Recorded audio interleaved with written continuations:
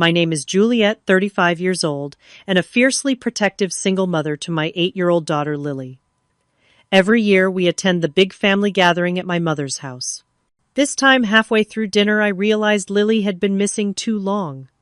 I found her sobbing in the upstairs bathroom, her beautiful, long blonde hair completely shaved off. My sister Samantha stood there filming, laughing loudly. "It's just a joke," she snickered. In that moment, something in me snapped completely. If you've ever had to stand up against family for your child, leave a comment below. Don't forget to subscribe to hear how I made sure my sister would never harm my daughter again.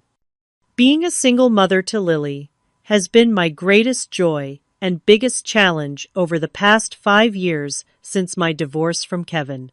Our separation wasn't easy, but we've built a stable, loving home despite his minimal involvement. Lily is such a sensitive, artistic soul.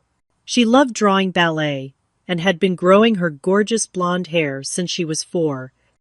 That hair became her trademark, her confidence, something she'd flip over her shoulder when she felt proud or twirl when she was thinking. It cascaded down her back like sunshine, and she beamed whenever someone complimented it. My relationship with my younger sister Samantha has been complicated since we were children. 3 years my junior at 32, Samantha had always lived in a strange state of both admiring and resenting me. Growing up, she would borrow my clothes without asking, copy my hairstyles, and date boys I had previously shown interest in. But there was always a darker side to her attention-seeking. What she called pranks, most people would call cruelty. When I was 16, she cut holes in my prom dress the night before the dance. At 20, she told my college boyfriend lies about me cheating, causing our breakup. Even at my wedding, she managed to spill red wine on my dress during photos, claiming it was an accident while barely hiding her smile.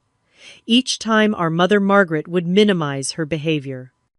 "You're overreacting," Mom would say. "Samantha is just playing around. You know she loves you." My father Thomas generally stayed silent during these confrontations, unwilling to get between his wife and daughters. That dynamic hadn't changed in 30 years. Since Lily was born, I'd been increasingly reluctant to bring her to family gatherings, but I always relented, believing family connections were important for her. Despite everything I wanted Lily to know, her grandparents, her aunt, and her cousins, Zach and Abby, who were 10 and 7. The night before this particular gathering, I spent an hour carefully braiding Lily's hair into an intricate pattern she'd spotted in a magazine. She sat patiently on her little purple stool, chattering about how excited she was to show her cousins her new braids and the friendship bracelets she'd made them. "Do you think Aunt Samantha will like my hair too?" she asked innocently. I hesitated, remembering how at last year's Thanksgiving Samantha had accidentally spilled cranberry sauce that stained Lily's favorite white holiday dress. Or how at Christmas she'd given Zach and Abby expensive gaming systems while handing Lily a coloring book, watching for my reaction with thinly veiled satisfaction. "I'm sure everyone will think you look beautiful," I told Lily, avoiding a direct answer. "Just remember what we talked about. If anyone says or does something that makes you uncomfortable, you come find me right away, okay?" "Okay, Mommy," she nodded seriously. "But I'm sure it'll be fun." Zach promised to show me his new treehouse. Looking at her excited face in the mirror, her eyes bright with anticipation, I pushed down my concerns. Surely Samantha wouldn't target an 8-year-old child directly. And this year I promised myself I wouldn't let any underhanded comments or subtle digs ruin our day. How terribly wrong I was. The drive to my mother's suburban home took 45 minutes, with Lily singing along to her favorite songs the entire way. Margaret and Thomas lived in the same house where Samantha and I grew up, a spacious colonial with the same swing set in the backyard, though it was now weathered from 25 years of use. When we arrived, The driveway was already filled with cars. Mom always invited the extended family, aunts, uncles, cousins, making these gatherings feel more like reunions. Colorful balloons decorated the mailbox, and a family gathering banner hung above the front door. Mom loved her decorations.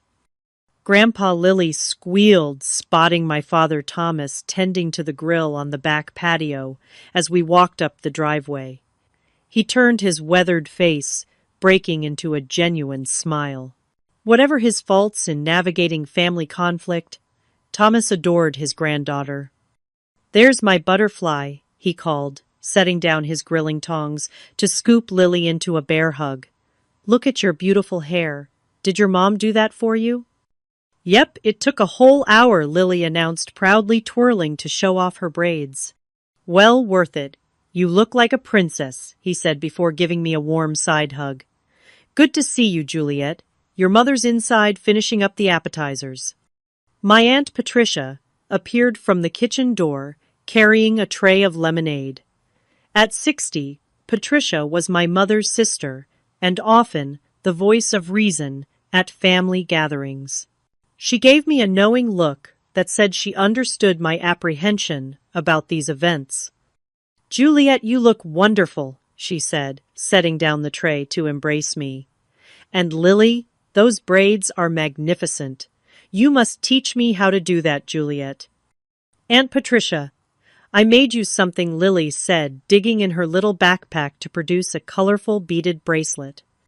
"Oh my goodness, it's beautiful. I'll wear it right now," Patricia said, slipping it onto her wrist with genuine appreciation. The backyard was filled with familiar faces. Cousins I only saw at these gatherings were catching up in clusters around the yard. Children of various ages played tag around the old oak tree. Lily quickly spotted her cousins, Zach and Abby, playing with water guns near the flower beds. "Can I go play with them, Mom?" she asked, bouncing on her toes. "Sure, honey. Just be careful of your nice clothes," I called as she raced off. Patricia linked her arm through mine. "Come on, let's get you a drink. You look like you could use one." Inside, my mother was arranging cheese and crackers on her best serving platter. At 65, Margaret still dyed her hair the same blonde shade she'd worn for 30 years. She looked up as we entered, her smile not quite reaching her eyes. "Juliet, there you are. I was beginning to think you weren't coming." Her tone carried the slightest edge, though most people wouldn't notice it. "We said noon, Mom." "It's 12:15, I replied, leaning in to kiss her cheek. "Well, it's nice you could make it." Samantha texted that they're running a bit late. Derek had some work call he couldn't miss. She straightened her floral apron. "Is Lily with you?" "She's outside with Zach and Abby." "Those kids grow so fast," she sighed. "Zach is already in advanced math, did Samantha tell you? And Abby just won a regional gymnastics competition." I nodded, used to hearing about my niece and nephew's accomplishments. Margaret never failed to mention them, just as she never asked about Lily's achievements in ballet or her perfect reading scores. The next hour passed pleasantly enough. I chatted with relatives I rarely saw, enjoying the normalcy of family gossip and updates. Around 1:30, the front door opened and Samantha's voice rang through the house. "Hello, everyone. The party can start now." My sister entered like she always did, as if a spotlight should be following her. Samantha had the same blonde hair as me, though hers was highlighted and styled in an expensive cut. She wore designer jeans and a blouse that probably cost more than my entire outfit. Her husband Derek followed behind, carrying a cake box and looking slightly harried. Juliet Samantha nodded coolly as she spotted me air-kissing near my cheek. "Love the dress." "Is it new?" The question was innocent, but I knew the implication.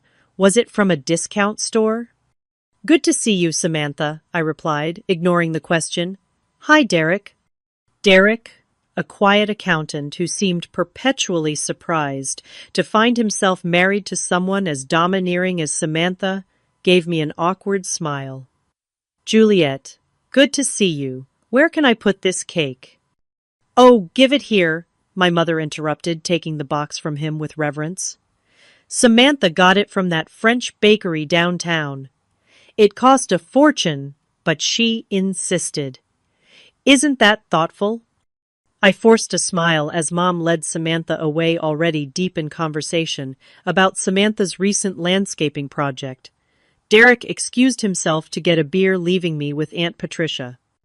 Same old Patricia," muttered under her breath, making me smile genuinely for the first time since arriving. The children burst through the back door, Lily in the lead. Her face was flushed with excitement. "Mom, Zach says they have a new game to play upstairs. Can I go?"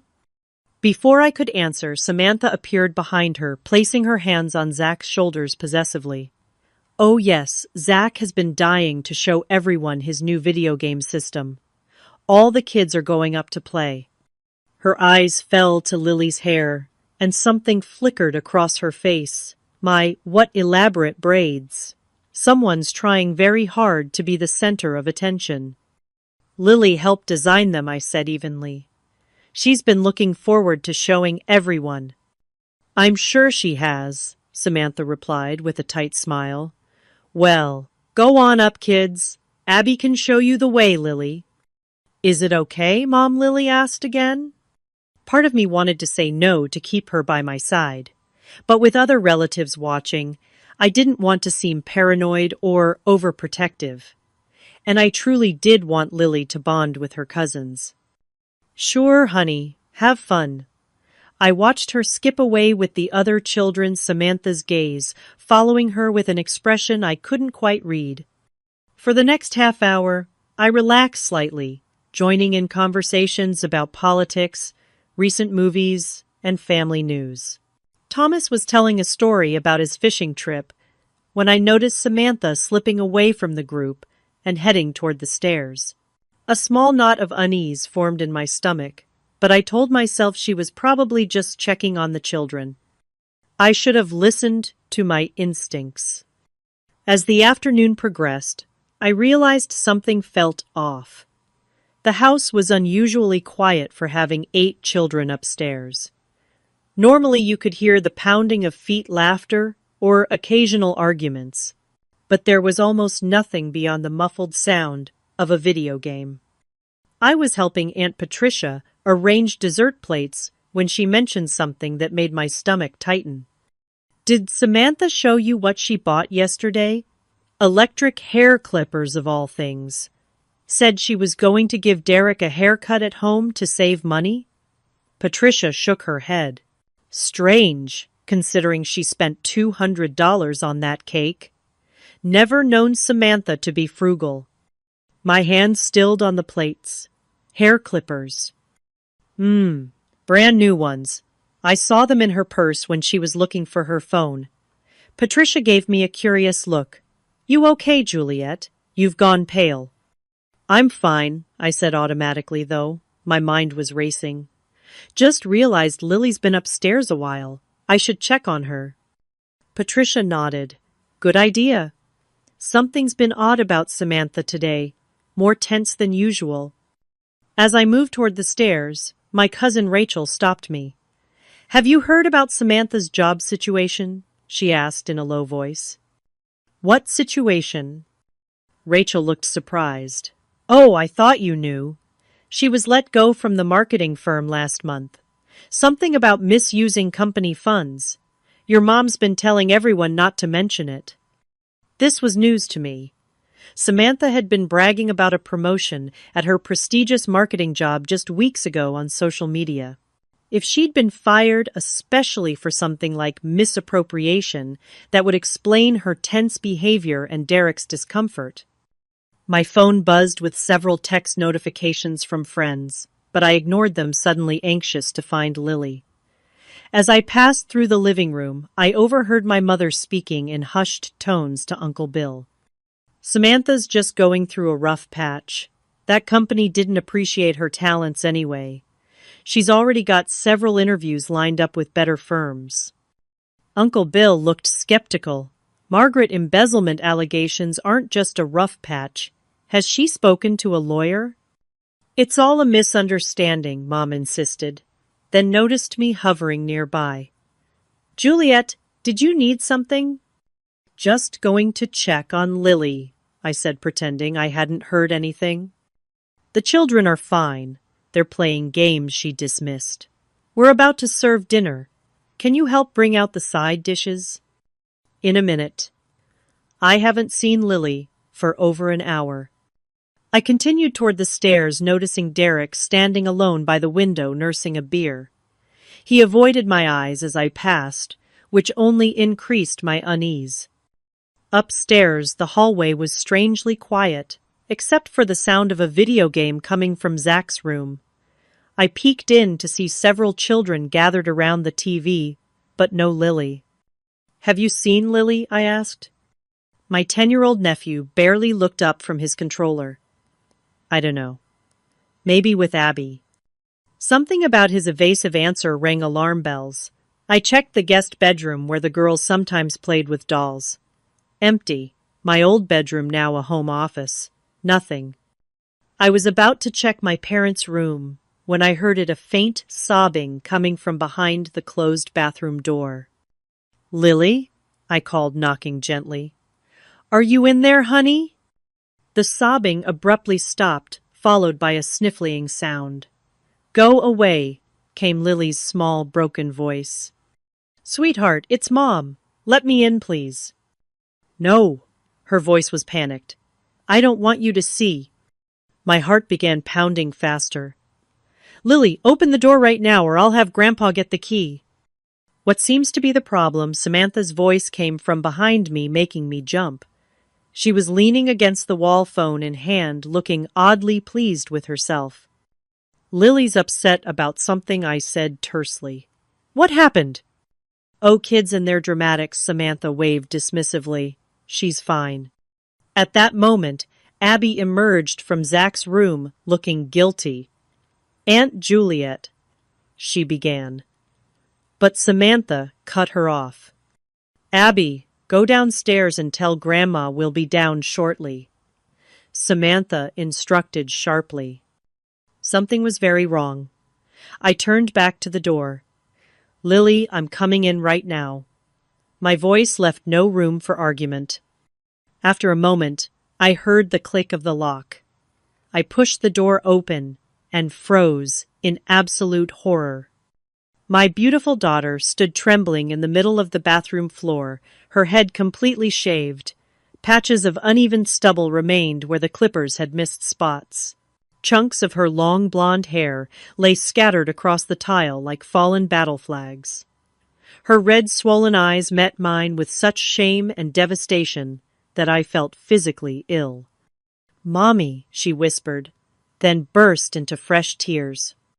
I rushed to her, dropping to my knees to hold her shaking body. Oh my God, Lily, what happened? Who did this to you? Behind me, Samantha let out a laugh. Don't be so dramatic, Juliet. It's just hair. It'll grow back. I turned slowly, still holding Lily, to see my sister holding up her phone. She was recording us. You did this. My voice didn't sound like my own. She needed to learn not to be so vain, Samantha said matter-of-factly. Everyone's always fawning over her precious hair. Zach and Abby held her still while I gave her a little makeover. Look, I got the whole thing on video. She turned her phone screen toward me, showing Lily struggling while Zach and Abby pinned her arms. Lily was crying, begging them to stop, as Samantha ran electric clippers over her head, laughing. Say goodbye to your princess hair. By now, other adults had gathered in the hallway, drawn by the commotion. My father pushed through, stopping short at the bathroom doorway. Good Lord, he breathed, taking in the scene. What have you done, Samantha? It's just a joke, Dad. Samantha rolled her eyes. Everyone's so sensitive these days. Some of the relatives were staring in shock. Others, to my disgust, were struggling to hide smiles, as if this was just a silly prank rather than an assault on a child. My mother appeared looking annoyed at the disruption. "What is going on up here? Dinner is getting cold." "Look what your daughter did to Lily," I said, my voice shaking, as I turned my sobbing daughter toward her. For a moment, my mother looked genuinely shocked. Then her expression hardened. "Well, it's certainly not stylish, but it will grow back. Lily, stop crying. It's not becoming."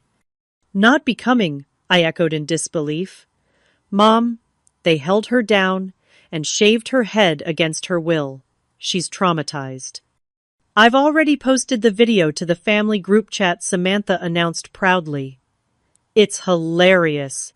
She screamed like we were killing her." Lily buried her face against me, trying to hide under the towel I'd wrapped around her shoulders. "You filmed it?" my father asked incredulously. Of course. The look on her face was priceless. Samantha smirked, then addressed Lily directly. "Maybe now people will notice something about you besides your hair." That's when I saw it clearly for the first time, the pure jealousy in my sister's eyes as she looked at my daughter. The same look she'd given me throughout our childhood whenever I received attention or praise.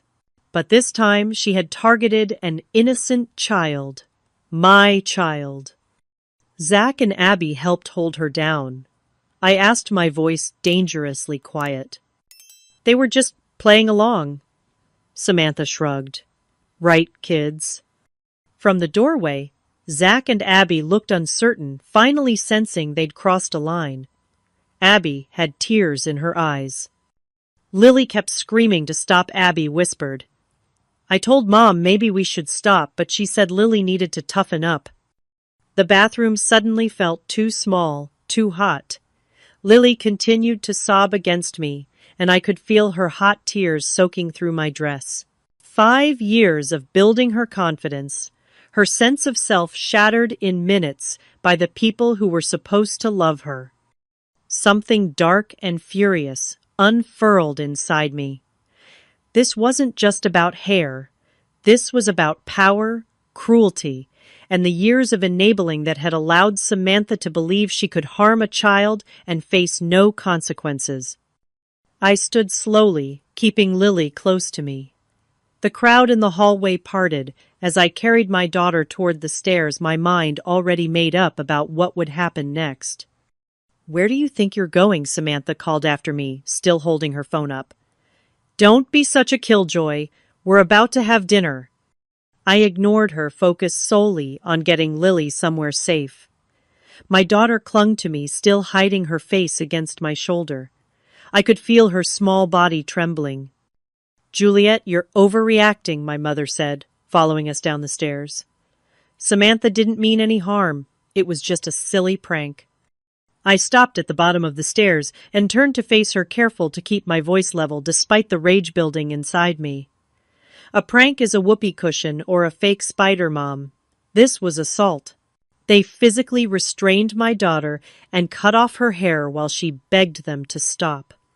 The family gathering had come to a standstill, with everyone watching our confrontation. Aunt Patricia appeared at my side, gasping when she saw Lily's shaved head. "Oh my God," she whispered, placing a gentle hand on Lily's back. "You poor, sweet child." Samantha sauntered down the stairs, still recording with her phone. The video already has 20 likes in the family chat. Everyone thinks it's hilarious. Something snapped inside me. I handed Lily to Patricia and advanced on my sister. "Give me the phone, Samantha. Now." "No way," she laughed, holding it above her head. "This is gold. Maybe it'll go viral." Spoiled princess gets reality check. I lunged for the phone, but Samantha danced backward, laughing louder.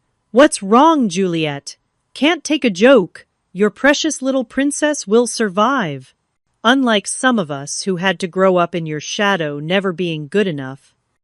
"This has nothing to do with our childhood issues," I hissed. "This is about you assaulting my daughter." Assault, Samantha scoffed. Don't be melodramatic. It's a haircut that she didn't want or consent to. You held her down while she screamed and begged you to stop. Samantha's eyes narrowed. Maybe you should teach her to be less attached to her appearance. The way everyone fawns over her hair is ridiculous. She needs to learn the world doesn't revolve around her. My mother stepped between us. That's enough, both of you. You're ruining the gathering. Juliet, take Lily to the powder room and help her clean up. Samantha put the phone away. We're going to sit down and have a nice family dinner, like civilized people. I stared at my mother in disbelief. You think we're staying for dinner after this? Don't be ridiculous, Mom snapped. Of course you're staying. I've been cooking all day. Behind her, Samantha was showing the video to some of our cousins who were struggling to hide their smirks. The sight of them laughing at my daughter's trauma was the final straw. Take her outside, I told Aunt Patricia, nodding toward Lily. I'll get our things. As Patricia guided my still sobbing daughter toward the front door, I turned back to Samantha. She was still gloating, showing the video to Uncle Bill, who was shaking his head in disapproval. See how she screams here, total drama queen, Samantha was saying. I crossed the room in 3 quick strides and did something I'd never done before in my 35 years. I slapped my sister hard across the face, knocking the phone from her hand. The room went deadly silent. Samantha's hand flew to her cheek, her eyes wide with shock. For a brief, satisfying moment, she looked genuinely afraid. You crazy bitch, she gasped. If you ever come near my daughter again, I said, my voice low and steady, if you ever post or share that video, I will press charges for assault on a minor. I will get a restraining order. And I will make sure everyone knows exactly what kind of person you are. I picked up her phone from where it had fallen and deleted the video before tossing it back to her. You can't delete it, she said smugly, recovering quickly. I already saved it to the cloud. Then enjoy explaining to the police how you uploaded evidence of yourself assaulting a child, I replied coldly. My mother rushed to Samantha's side, examining her cheek as if she'd been gravely injured. How dare you hit your sister in my house? After everything we've done for you and that child? What exactly have you done for Lily, Mom? Besides, ignore her, belittle her, and now defend someone who assaulted her. Don't be so self-righteous, Mom snapped. This is why no one wanted you to bring that bastard child into this family in the first place. She's been nothing but a source of drama since the day you announced your pregnancy. The room fell silent again, this time with the uncomfortable tension of a long-held family secret accidentally revealed. My father stepped forward, his face ashen. Margaret, that's enough, he said quietly.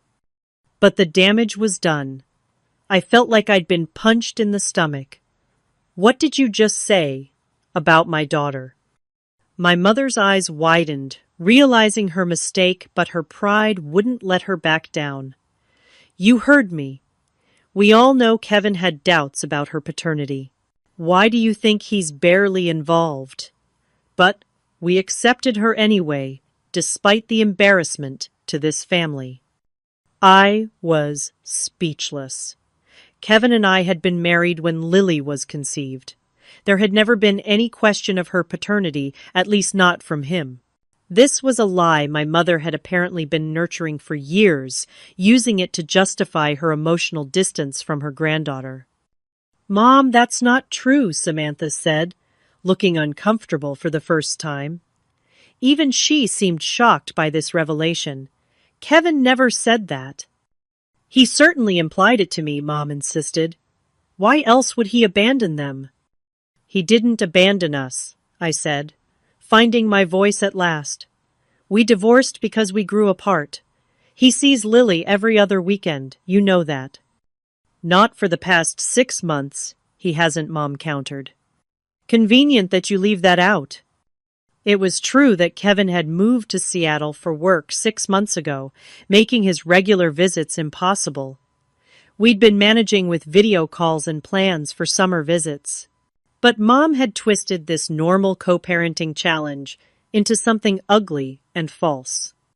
"I don't know what lies you've been telling yourself," I said coldly, "but Lily is Kevin's daughter. And even if she weren't, she's my daughter. She's your granddaughter. And you've just shown that you don't deserve to be in her life." I turned to leave, but Samantha blocked my path. The smug look had returned to her face. "So righteous," she sneered. "Saint Juliet always the victim. But we all know the truth now, don't we? No wonder you're so protective of her, guilty conscience." I looked at my sister, really looked at her, and felt nothing but pity. "You're so eaten up with jealousy and bitterness that you assaulted an 8-year-old child. What does that say about you, Samantha?" "It says I'm not afraid to take what I want," she shot back. "Unlike you hiding behind your daughter because your own life is empty and pathetic." My father finally stepped between us. "That's enough, Samantha. Juliet, take Lily home. We'll talk when things have calmed down." Aunt Patricia appeared in the doorway. "Lily's in your car," she told me quietly.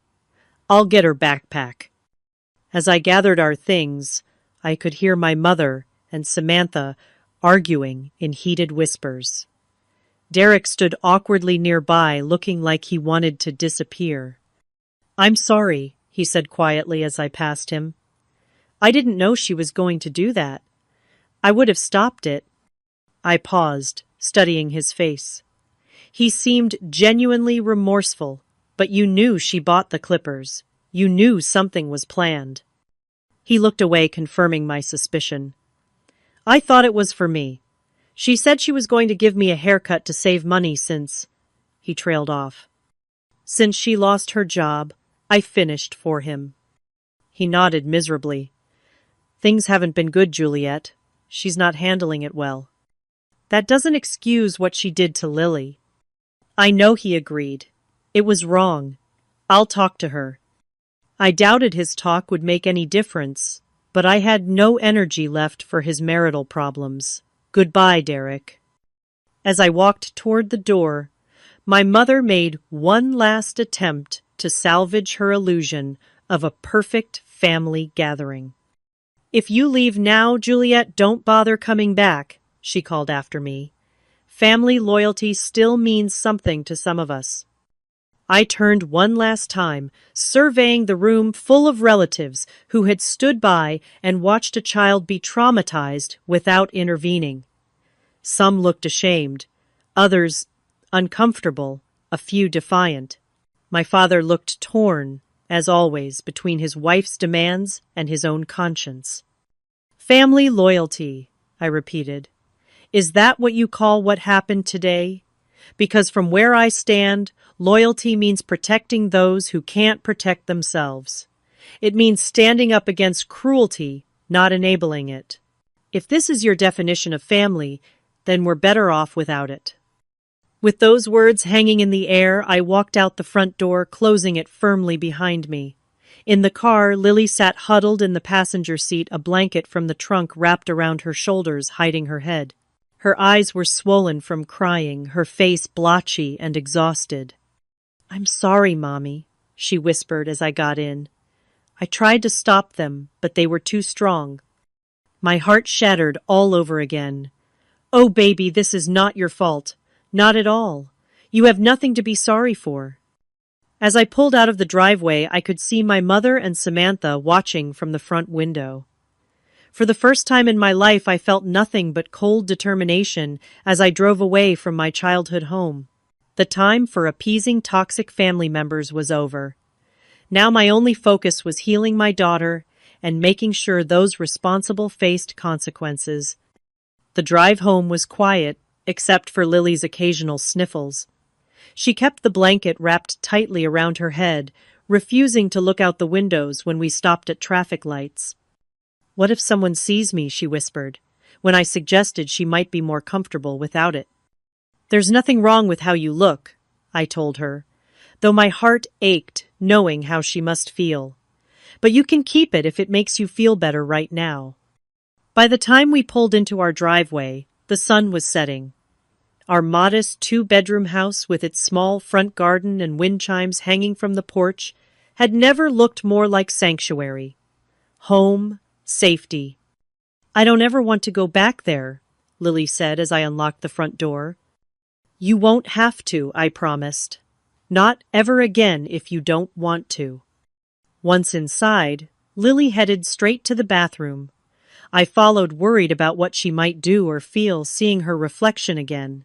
She stood before the mirror, slowly lowering the blanket to reveal her nearly bald head, running her fingers over the uneven stubble where her beautiful hair had been.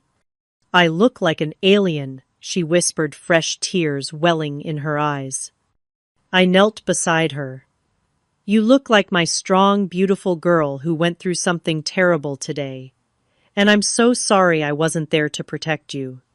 Why did Aunt Samantha do this? She asked, her voice small and confused. Why does she hate me?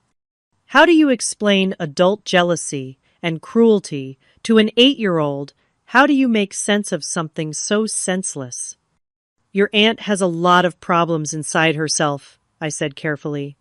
None of this has anything to do with you. Some people hurt others when they feel bad about themselves.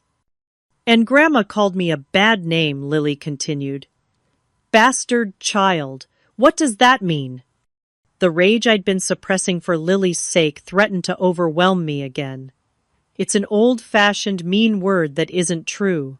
Grandma was wrong to say it, and she was wrong about everything today. Lily turned to face me, her expression suddenly older than her years. Are we still family with them? Do I still have to call them Grandma and Grandpa and Aunt Samantha? No, I said firmly. Family isn't just about being related by blood. Real family treats you with love and respect. They don't hurt you on purpose.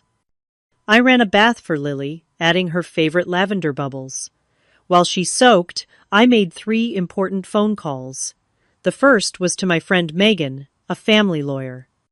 They did what she exclaimed when I explained what had happened. Juliet, that's assault on a minor. You need to file a police report immediately. I will, I promised. But first I need to make sure Lily is okay. My second call was to Dr. Bennett, a child psychologist Lily had seen briefly after the divorce. She agreed to see us first thing Monday morning. Document everything, she advised. Take photos of her head. Write down exactly what happened while it's fresh in your mind. This kind of betrayal by family members can be deeply traumatic. My third call was to Kevin. Despite what my mother had implied, Kevin had never questioned Lily's paternity. Our divorce had been about growing apart, not infidelity. He was living in Seattle now, but remained involved in Lily's life through weekly video calls and planned visits. When I told him what had happened, he was furious. I'm booking a flight right now, he said. I'll be there tomorrow. Those people are never coming near our daughter again. By the time I finished my calls, Lily had gotten out of the bath and put on her favorite pajamas. I found her sitting on her bed looking lost. Can I sleep with you tonight? She asked. Of course, sweetheart. As we curled up in my bed, my phone began buzzing with messages. My mother, my father, even Samantha. I turned it off without reading any of them. Tomorrow would be soon enough to deal with the fallout. Tonight was for comforting my daughter. What about school? Lily whispered in the darkness. Everyone will laugh at me. We'll figure it out, I promised. Maybe you'll want to wear a pretty scarf or hat for a while. Or maybe you'll decide to rock your new look and show everyone how brave you are. But whatever you choose, I'll be right beside you. I'm not brave, she said, her voice cracking. I cried and screamed when they held me down. That doesn't mean you're not brave, I told her, stroking her back. Being brave means continuing on even when you're scared or hurt. and you're the bravest person I know." She fell asleep, eventually exhausted from the emotional trauma of the day. I lay awake beside her, my mind racing with plans and decisions. By morning, I had a clear course of action. No more allowing toxic behavior for the sake of family peace. No more exposing Lily to people who couldn't respect basic boundaries. When the doorbell rang at 7:30 the next morning, I wasn't surprised. I carefully extracted myself from Lily's sleeping form and went to answer it already, knowing who I would find. My parents stood on the porch looking tired and anxious. My father held a large gift bag with tissue paper sticking out the top. "What do you want?" I asked, not inviting them in. "We need to talk," my mother said, her tone less commanding than usual. "Things got out of hand yesterday." "Out of hand," I repeated incredulously. "Is that what you call it when your daughter assaults your granddaughter?" "Please, Juliet," my father interjected. "Just hear us out. We brought something for Lily." He held out the gift bag. I took it and looked inside. An expensive wig, blonde and synthetic, lay nestled in tissue paper. "You think this fixes anything?" I asked, fighting to keep my voice down so I wouldn't wake Lily. "It's a start," Mom said. "We feel terrible about what happened." "Do you?" I challenged. "Because yesterday you were defending Samantha and insulting my daughter." My mother had the grace to look ashamed. "I was upset. I said things I didn't mean. Like calling my daughter a bastard child, questioning her paternity. Those seemed like things you've been thinking for a long time, Mom." "I was wrong," she admitted, the words clearly difficult for her to say. "I'm sorry."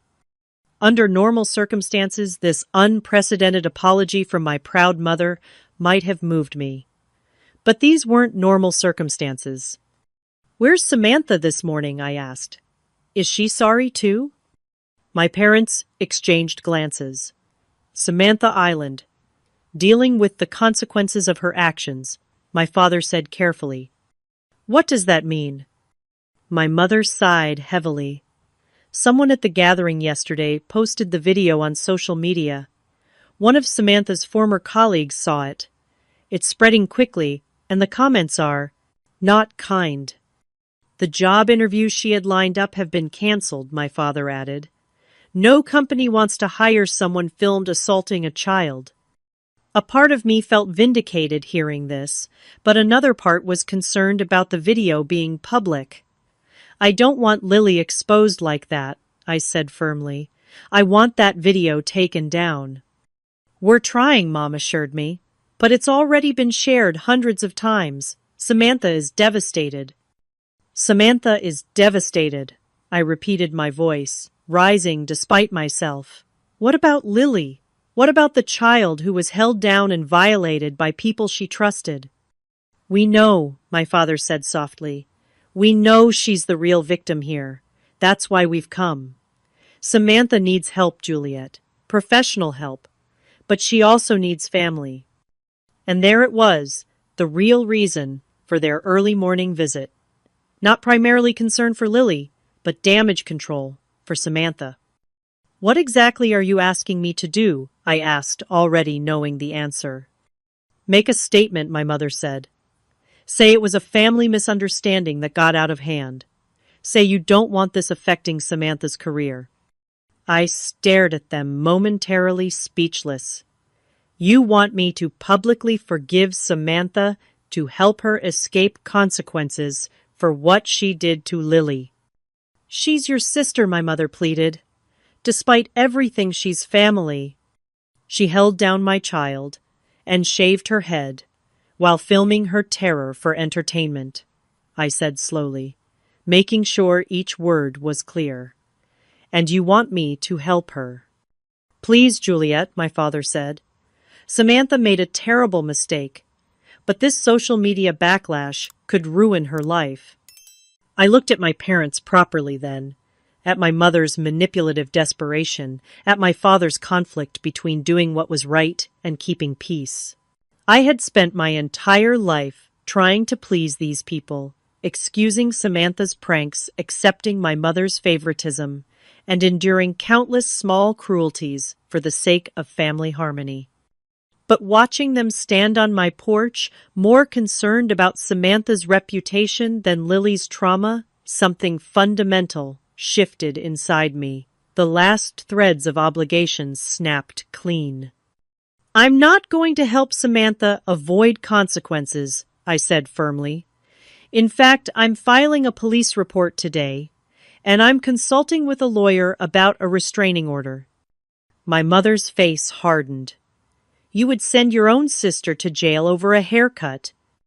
"I would hold an adult accountable for assaulting a child. The fact that she's my sister makes it worse, not better."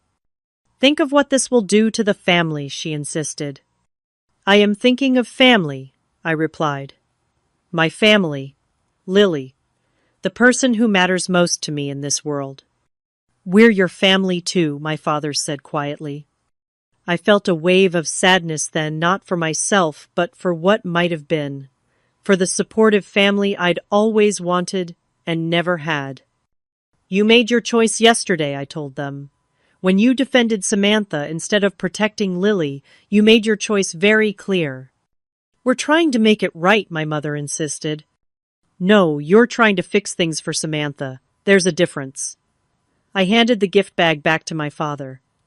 "Lily doesn't need a wig. She needs family who will love and protect her. If you ever decide you want to be those people, we can talk again. Until then, please leave us alone." I closed the door gently, but firmly leaning against it as I heard them talking in low, urgent voices on the porch before finally leaving.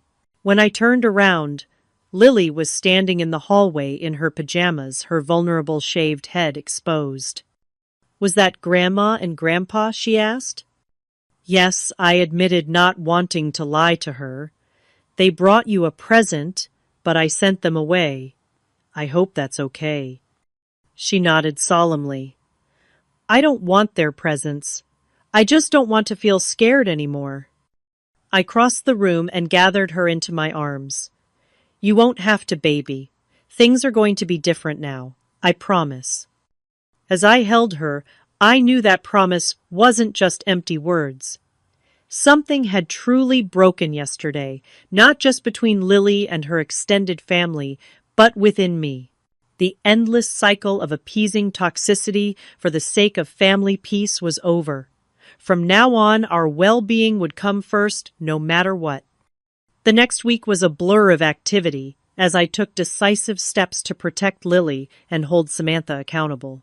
Monday morning began with a visit to the police station, where I filed a formal report against my sister for assault on a minor. The officers took photographs of Lily's shaved head and recorded her account of being held down against her will. "Will Aunt Samantha go to jail?" Lily asked as we left the station. "I don't know, sweetheart," I answered honestly. "But what she did was wrong, and there need to be consequences so she doesn't hurt other children." Our next stop was Dr. Bennett's office. The child psychologist greeted Lily, warmly admiring the colorful scarf I'd helped her wrap around her head that morning. "That's a beautiful scarf," Dr. Bennett said. "It brings out your eyes." Lily managed a small smile, the first I'd seen since the incident. For the next hour, Dr. Bennett spoke with Lily alone while I waited anxiously in the reception area. When they finished, Dr. Bennett invited me in for a brief discussion while Lily drew pictures in the waiting room. "She's experiencing significant trauma," Dr. Bennett told me frankly. "Being physically restrained by family members, having her bodily autonomy violated, being filmed during a vulnerable moment, these are all profound betrayals of trust." "What can I do to help her?" I asked, fighting back tears. "You're already doing it," she assured me. "You removed her from the situation, you're holding the perpetrators accountable, and you're getting her professional support. Now she needs time, consistency, and lots of reassurance that she's safe and loved." Dr. Bennett recommended weekly sessions and suggested joining a support group for children dealing with family trauma. She also provided resources for helping Lily prepare to return to school.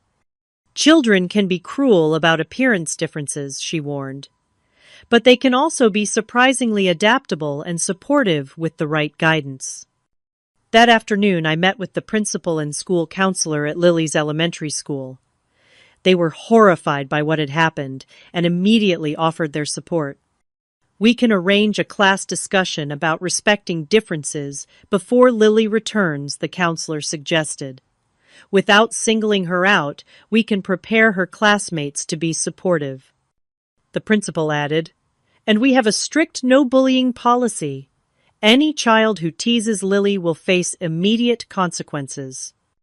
Their support was a welcome contrast to the betrayal we'd experienced from family. By Wednesday, Lily felt ready to return to school, armed with a collection of colorful scarves and hats I'd purchased for her. To my surprise, her best friend Zoe arrived at our door that morning, sporting a newly buzzed haircut. Mom said I could do it to show Lily she's not alone, Zoe explained, beaming with pride. Do we match? Lily's eyes filled with tears, but this time they were tears of gratitude. She removed her scarf, revealing her growing stubble. We matched, she confirmed, reaching for her friend's hand. While Lily was at school, I met with Megan, my lawyer friend, to discuss legal options. The police report is a good start, she said. But I also recommend filing for a temporary restraining order against your sister. Given what happened, any judge would grant it. What about my parents? I asked. They seem more concerned about protecting Samantha than supporting Lily. Megan considered this. Unless they've made specific threats, we don't have grounds for a restraining order against them. But you have every right to limit contact. You're Lily's mother. You decide who has access to her. By Thursday, news of the incident had spread further than I'd anticipated. My phone rang with a number I didn't recognize. Is this Juliet Williams? A woman's voice asked when I answered. Yes. Who's calling? My name is Rachel Gonzalez. I'm a reporter with the Daily Chronicle. We've received information about an incident involving your daughter and sister that's gone viral online. I'd like to get your side of the story. I froze. The last thing I wanted was media attention making this ordeal even more public. I have no comment, I said firmly, and I'd appreciate you respecting my daughter's privacy. She's a minor who's been through enough. I understand, the reporter said, sounding genuinely sympathetic. But you should know, the video has over 50,000 views now. People are calling your sister the haircut aunt from hell. If you want to control the narrative at all. After hanging up, I immediately checked social media. To my horror, the video had indeed gone viral with hundreds of outraged comments condemning Samantha. While the public's support for Lily was touching, the thought of thousands of strangers watching her moment of trauma made me sick. I called Megan again. Can we get the video taken down? We can try, she said. I'll send cease and desist letters to the platforms, but once something's online... I know, I sighed. It's never really gone. That evening, I received an unexpected call from Derek, Samantha's husband. I wanted you to know I've moved out, he said, without preamble. What Samantha did was unforgivable. I can't be married to someone who would hurt a child like that. I was stunned. I'm sorry, Derek. I know this must be difficult. Don't be sorry, he said firmly. I should have stepped in sooner. I've known for a long time that Samantha's behavior wasn't normal, but I kept making excuses. Watching that video going viral was a wake-up call. I've been enabling her just like your parents have. Before hanging up, he added, I've given a statement to the police supporting Lily's account. I want to do what's right. Friday brought another surprise visitor, Aunt Patricia, standing on my porch with a large basket of Lily's favorite cookies and art supplies. I should have done more that day, she said, as I invited her in. I should have stopped Samantha somehow. You were the only one who helped us leave, I reminded her. That meant a lot. Patricia shook her head sadly. It wasn't enough. I've enabled your mother and Samantha for too long, keeping the peace instead of speaking the truth. She took my hand, but that ends now. I want you and Lily to know you have family who stands with you, who knows right from wrong. Her support brought tears to my eyes. Thank you. That means more than you know. The weekend brought more developments. Kevin arrived from Seattle, staying at a nearby hotel, but spending most of his time with us. Having Lily's father present provided another layer of security and normalcy that helped her begin to heal. Together, Kevin and I took Lily to a salon specializing in children's hair. The stylist, a kind woman named Trina, examined Lily's uneven stubble. We can even this out into a cute pixie style, she suggested. And I have some wonderful healing oil for your scalp. Lily hesitated. Will I still look like a girl? The most beautiful, stylish girl, Trina assured her. Plenty of girls choose short hair because it looks so chic. She showed Lily photos of female celebrities with short haircuts, helping her see that femininity wasn't tied to hair length. When the styling was complete, Lily looked at her reflection with cautious approval. It's actually kind of cool, she decided, turning her head to see all angles. And it feels nice when you touch it. It shows off your beautiful eyes, Kevin told her. And it'll be perfect for summer swimming. Sunday evening, as Kevin prepared to return to Seattle with promises to call daily and plans for Lily to visit during summer break, my phone rang again. It was my father. Juliet, he said, his voice sounding older and more tired than I'd ever heard it. I need to talk to you, not about Samantha, about me, about the ways I've failed you and Lily. The vulnerability in his voice caught me off guard. Dad, I've spent my life avoiding conflict, telling myself I was keeping the peace when really I was just being a coward, he continued. I let your mother favor Samantha. I let Samantha bully you. And now I've let both of them hurt Lily. I sat down unprepared for this level of self-awareness from my conflict-avoidant father. Your mother and I are in counseling, he continued, separately and together. I don't expect you to forgive me right away, or maybe ever. But I want you to know I'm finally facing the truth about our family dynamics, and I'm so sorry, Juliet, for everything. By the time Monday morning arrived again, exactly 1 week after the incident, the world felt fundamentally different. As I helped Lily prepare for school, adjusting her favorite beret over her new pixie cut, I realized we both stood taller. The path ahead wouldn't be easy. There would be court dates, therapy sessions, difficult conversations, and undoubtedly more family drama. But for the first time, I felt completely certain about where my boundaries lay and how far I would go to protect my daughter. The family patterns of generations had been broken painfully but definitively, and from that break, something healthier was already beginning to grow. 3 months passed, bringing summer warmth and new beginnings. Lily's hair had grown into a stylish shortcut that she'd decided to keep, even though it was now long enough for her previous style if she'd wanted it. I like being able to feel the breeze on my neck, she told me one afternoon as we sat on our back porch swing, and I don't have to spend forever brushing it. The physical healing had come quickly. The emotional healing took longer, with weekly therapy sessions for both Lily and myself. Dr. Bennett had helped Lily process her feelings of betrayal and vulnerability, while my own therapist, Dr. Monroe, helped me work through the complicated grief of setting boundaries with toxic family members. Grief I had questioned during an early session, but nobody died. You're grieving the family you wished you had, Dr. Monroe explained. The supportive mother, the loving sister, the protective father. It's okay to mourn those relationships even as you build healthier ones. The legal consequences for Samantha had been significant, though less severe than they might have been. The district attorney had charged her with assault on a minor, but allowed her to plead to a lesser charge that included community service, mandatory counseling, and a restraining order preventing her from contacting Lily.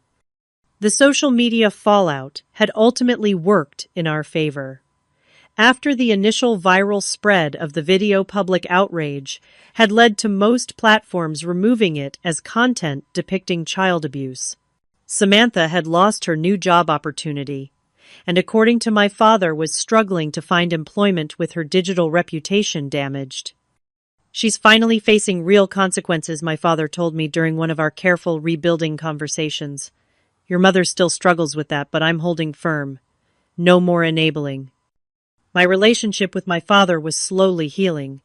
He came by once a week to spend time with Lily, always respecting my boundaries and never pressuring me to reconcile with Samantha or my mother.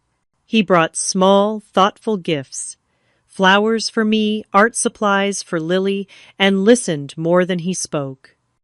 I've missed so much by being passive, he admitted one evening, as he prepared to leave after dinner. I don't want to miss any more. My mother was a different story.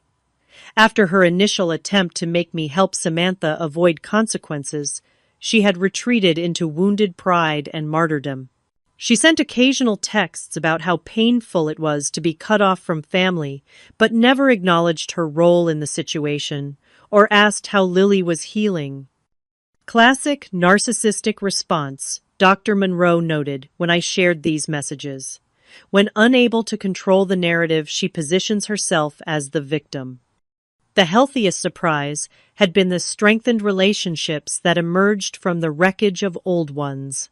Aunt Patricia had become a regular presence in our lives, dropping by with baked goods and stories about my childhood that painted a more accurate picture of family history than my mother's selective memories. Your mother was always jealous of the attention you received as a child, she revealed one afternoon over tea. You were outgoing and naturally charming. People gravitated to you. Margaret wanted that kind of easy charisma, but never had it. So she focused all her energy on Samantha instead. That doesn't excuse what they did to Lily, I said. Nothing excuses that, Patricia agreed firmly. I'm just helping you understand the broken patterns so you don't repeat them. Kevin had also become more present in Lily's life, scheduling regular video calls and planning his work trips to include visits. The trauma had reminded him how precious and fleeting childhood was, and he was determined not to miss any more of it than necessary. The most profound healing, though, had been in Lily herself. The terrified, sobbing child hiding under a blanket had transformed into a more confident, self-aware person than she'd been even before the incident. 2 months after the family gathering, Lily had asked to give a presentation to her class about bullying and resilience. Her teacher, Miss Rivera, had enthusiastically supported the idea, helping Lily create a thoughtful, age-appropriate talk about standing up to mistreatment and the importance of bodily autonomy. Even if someone is family, Lily told her classmates they don't have the right to touch you or hurt you, and if someone does hurt you, telling is not tattling, it's protecting yourself. Watching her speak with such clarity and conviction had brought tears to my eyes. Out of such cruelty had come this unexpected gift. Her early understanding of boundaries and self-worth, lessons many adults still struggled to learn. Instead of attending the traditional summer family reunion at my parents' house, we created new traditions. Lily and I, sometimes joined by Kevin or Aunt Patricia, or my newly supportive cousins Rachel and Michael, took weekend trips to the lake, had backyard movie nights, and volunteered at the local animal shelter. Family is who treats you with love and respect became our unofficial motto, repeated whenever Lily asked difficult questions about Samantha or her grandmother. On a warm August evening, as Lily's ninth birthday approached, we sat together on the front porch, making invitations for her party. She carefully wrote out names her school friends, our neighbor's Aunt Patricia, her father, and several other supportive adults who had helped during the difficult months. "Mom," she asked, setting down her marker, "do you think people can really change?" I considered the question carefully. I think people can change if they truly want to and are willing to do the hard work. Why do you ask? I was wondering about Grandma and Aunt Samantha, she said. Do you think they'll ever change? The question pierced my heart. Despite everything, she still wondered about the family members who had hurt her. I don't know, sweetheart, I answered honestly. Your aunt is in therapy now, which is a good first step. But real change means acknowledging the harm you've caused, making amends, and behaving differently over time. Like Grandpa is trying to do, she observed. Yes, like Grandpa. She nodded thoughtfully. I'm not ready to see them again. But maybe someday, if they change for real. Her wisdom continually amazed me. That's very mature, Lily, and it's completely your choice. You don't owe forgiveness to anyone who hasn't earned it. Dr. Bennett says forgiveness is for yourself, not the other person, Lily said, returning to her invitations. But you still need boundaries. I smiled, recognizing the therapist's gentle guidance. Dr. Bennett is very smart.